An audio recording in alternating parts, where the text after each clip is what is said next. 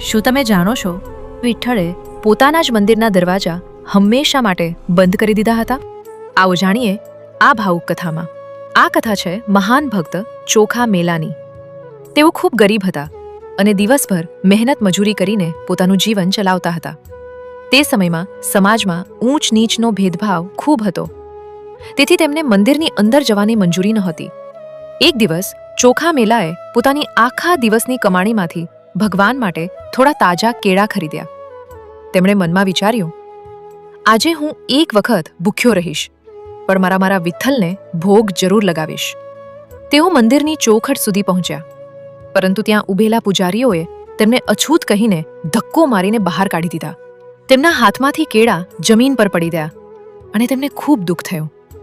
રડતા રડતા તેઓ પોતાની નાની કુટિયામાં પાછા આવ્યા અને મનમાં સંકલ્પ કર્યો, જ્યારે સુધી મારા વિઠ્ઠલ આ ભોગ સ્વીકારશે નહીં, ત્યાં સુધી હું અન્ન ગ્રહણ નહીં કરું. રાત્રે અચાનક તેમની કુટિયાના બહારથી એક મધુર અવાજ સંભળાયો, ચોખા, દરવાજો વાજો ખોલ, મને બહુ ભૂખ લાગી છે. ચોખા મેલાએ દરવાજો ખોલ્યો અને આશ્ચર્યમાં પડી ગયા. તેમના સામે સ્વયં લોર્ડ વિઠ્ઠળ ઊભા હતા. ચોખા મેલાની આંખોમાંથી આનંદના આંસુ વહેવા લાગ્યા.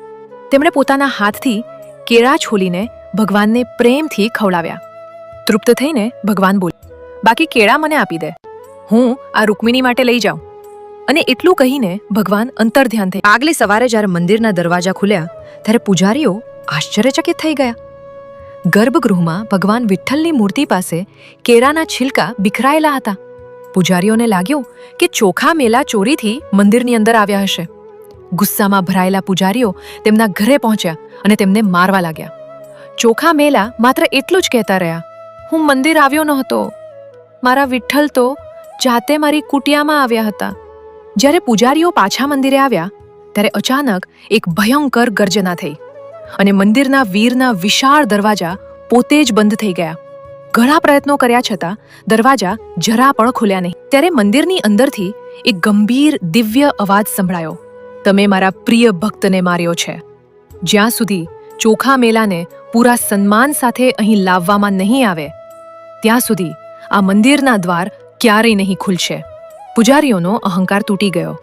જે પૂજારીઓ ગઈકાલ સુધી ચોખા મેલાને અપમાનિત કરતા હતા, એ જ પૂજારીઓ આજે તેમને પાલખીમાં બેસાડીને જયકારો સાથે મંદિરે લઈ આવ્યા.